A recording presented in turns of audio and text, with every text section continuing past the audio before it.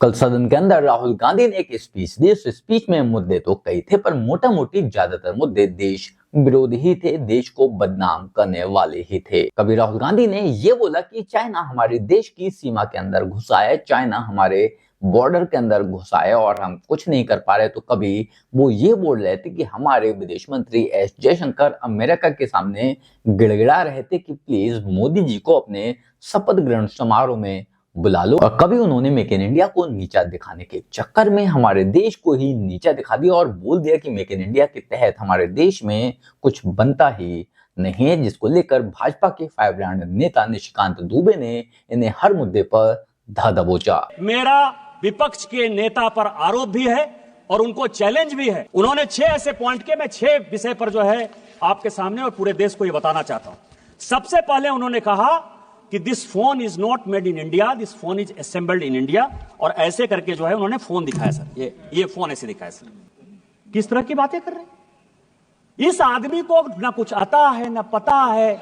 जो इसको लिखने वाले स्क्रिप्ट राइटर हैं वो भी किस बियाबान में रहते हैं, क्योंकि इटली से जब लिखवा के आओगे, सोरोस से जब लिखवा के आओगे, तो इस देश को टुकड़े कैसे किया जाए, इसके अलावा आपके पास कोई नहीं विषय। अपने आज के इस पार्लियामेंट स्पीच में भाजपा के फायर ब्रांड स्पीकर नेता निशिकांत दुबे ने राहुल गांधी को हर एक मुद्दे पर जमकर खरी खोटी सुनाई, हर एक मुद्दे पर एक्सपोज किया, हर एक मुद्दे पर रोस्ट किया और ये भी याद दिलाया कि जिसके पुरखे इटली के हों, जिसके कनेक्शन इटली से हों, उन्हें इंडियन कुछ भी अच्छा लग ही नहीं सकता। बाकी क्या कुछ बोला उन्होंने अपने उस भाषण के दौरान, आप खुद देखिए। आपके माध्यम से मेरा विपक्ष के नेता पर आरोप भी है और उनको चैलेंज भी है और आपसे आग्रह भी है सभापति महोदय कि मैं जितनी बातें कह रहा हूं उस सबको मैं ऑथेंटिकेट करूंगा, और यदि राहुल गांधी जी में, लीडर ऑफ द अपोजिशन में हिम्मत है तो वो सारी बातों को ऑथेंटिकेट करें, नहीं तो वो फ्लोर ऑफ द हाउस इस्तीफा करें। सबसे पहला सवाल, उन्होंने 6 ऐसे पॉइंट के, मैं 6 विषय पर जो है आपके सामने और पूरे देश को ये बताना चाहता हूं। सबसे पहले उन्होंने कहा कि this phone is not made in India, this phone is assembled in India, और ऐसे करके जो है उन्होंने फोन दिखाया सर, ये फोन ऐसे दिखाया सर, मेक इन इंडिया बताना। अब आप समझिए सर, अपने दिल से जानिए पराये दिल का हाल। कांग्रेस ने इस देश को किस तरह से विदेशियों के हाथ गिरवी रख दिया, ये मैं कहानी बताना चाहता हूं। ये मैं पेपर लेकर आया हूं सभापति महोदय। ये ITA 1, जब चिदंबरम इस देश के वित्त मंत्री थे, चिदंबरम जी इस देश के कॉमर्स मिनिस्टर थे, 96-97 में इंटरनेशनल टेलीकॉम एग्रीमेंट ITA 1, ये पूरे देश को जानने का सवाल है। ITA 1 में उस वक्त केवल 14 कंट्री सिग्नेटरी थे, पूरी दुनिया में 195 कंट्री है।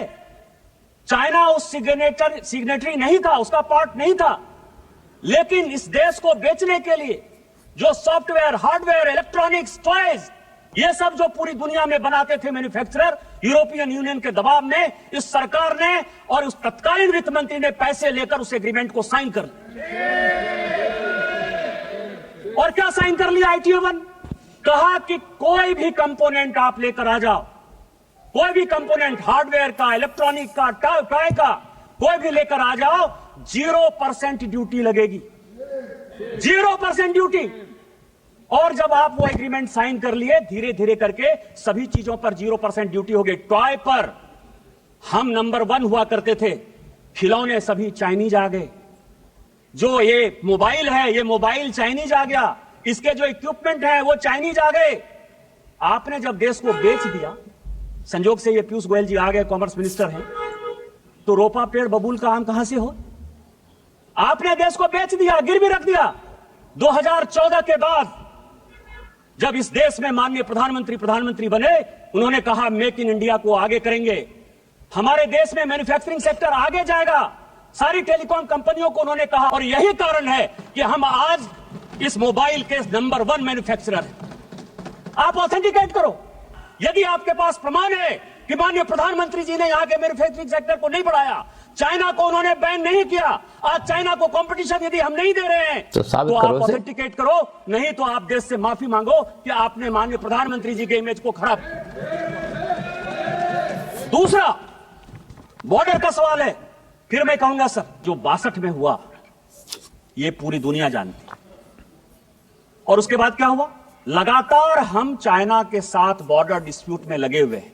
और मैं एक पेपर लेकर आया हूं सर कि 1981 में राहुल गांधी जी की दादी इंदिरा गांधी जी ने एक एग्रीमेंट साइन किया और उस एग्रीमेंट को साइन किया उस वक्त के चाइना के जो वित्त मंत्री थे, फॉरेन मिनिस्टर थे, आर्मी डिफेंस मिनिस्टर थे, हुआंग हुआ और इंदिरा गांधी के बीच में 1981 में समझौता हुआ।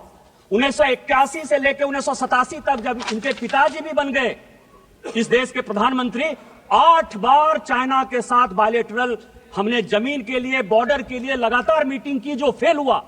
यदि चाइना ने नेहरू जी के समय जमीन नहीं लिया था तो इंदिरा गांधी ने वो कमेटी क्यों बनाई? मीटिंग किस बात की? राजीव गांधी ने वो कमेटी क्यों बनाई?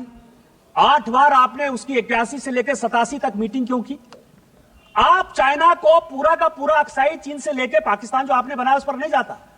आपने सेना को घुसने दिया, आप लद्दाख तक पहुंच गए, आप अरुणाचल तक पहुंच गए, आपने तिब्बत को देकर हमारे माथे पर चाइना को बैठा दिया।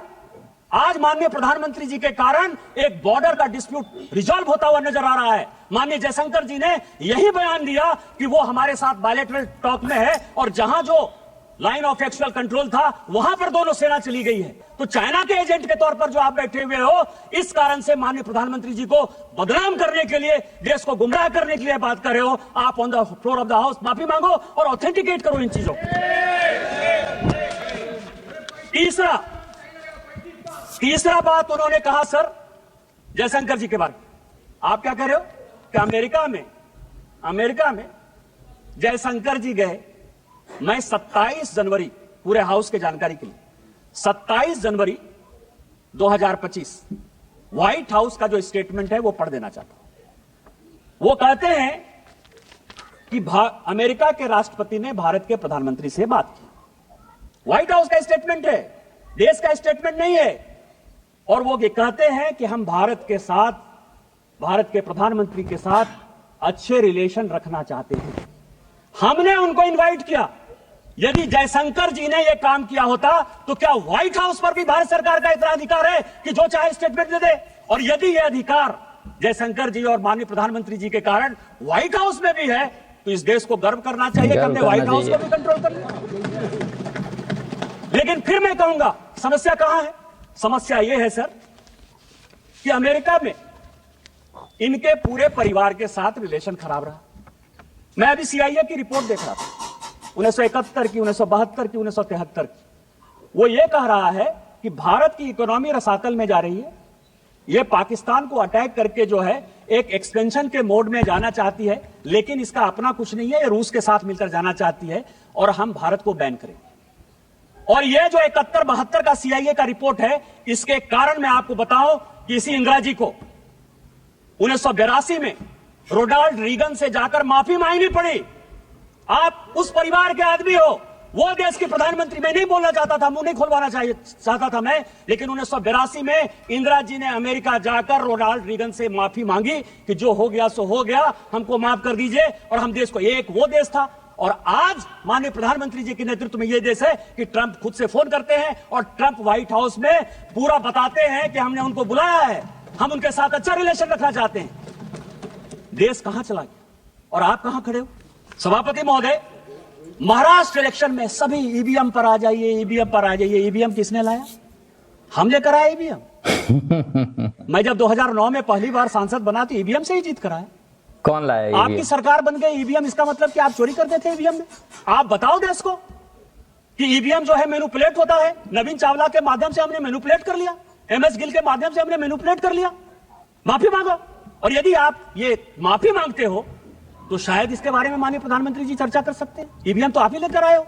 बस अंतिम पॉइंट सर,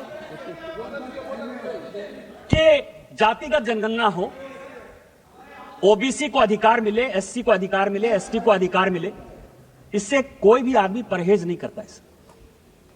उस तेलंगाना का ही जो जनगणना आया है हाउस के लिए, 54% पर जो माननीय प्रधानमंत्री जी ने यहां कहा, और यह देश को जानने वाला सवाल है, खासकर पिछड़ों को और अति पिछड़ों को जानने का सवाल है। इस देश में 27% रिजर्वेशन इसलिए मिला है कि ओबीसी का पॉपुलेशन 54%। आज जो तेलंगाना की रिपोर्ट आई वो कह रहा है कि 46% ओबीसी। क्या होगा? और उसमें क्या कर रहे हैं, वो मुसलमानों को जोड़ दे रहे हैं। ओबीसी में वो मुसलमानों को जोड़ रहे हैं। माननीय प्रधानमंत्री जी ने कहा है कि जब तक मैं इस देश का प्रधानमंत्री हूं और भारतीय जनता पार्टी का एक भी कार्यकर्ता है, वो ओबीसी के आरक्षण को बैकडोर से कभी भी मुसलमानों के पास नहीं जाने देगा। ये जो वोट बैंक की राजनीति है, इस वोट बैंक की राजनीति यही करने के लिए प्रेरित कर रही है। पिछड़ा, जिस पिछड़े की बात कर रहे हो, उस पिछड़े का सबसे बड़ा नेतृत्व करता माननीय प्रधानमंत्री खुद सामने बैठे थे। ये आपको दिखाई नहीं दिया कि ओबीसी इस देश का प्रधानमंत्री है? अरे उस आदमी को तो मनमोहन सिंह जी की अभी डेथ हुई है ललन जी, उनको वो भी नहीं दिखाया कि माइनॉरिटी के आधार पर 10 साल मनमोहन सिंह जी एक माइनॉरिटी इस देश के प्रधानमंत्री थे। द्रौपदी मुर्मू शेड्यूल ट्राइब महिला इस देश की राष्ट्रपति है। रामनाथ कोविंद शेड्यूल कास्ट इस देश के राष्ट्रपति हुए। आप किस तरह की बातें करते हो? टाटा माइनॉरिटी नहीं है, पारसी नहीं है, अडानी जी जैन नहीं है, वेदांता के अनिल अग्रवाल साहब जो है वो ओबीसी नहीं है क्योंकि हमारे राज्य से आते हैं, वहां तो मारवाड़ी भी ओबीसी है। किस तरह की बातें कर रहे हैं? इस आदमी को न कुछ आता है न पता है। जो इसको लिखने वाले स्क्रिप्ट राइटर हैं वो भी किस बियाबान में रहते हैं, क्योंकि इटली से जब लिखवा के आओगे, सोरोस से जब लिखवा के आओगे, तो इस देश को टुकड़े कैसे किया जाए, इसके अलावा आपके पास कोई नहीं विषय है।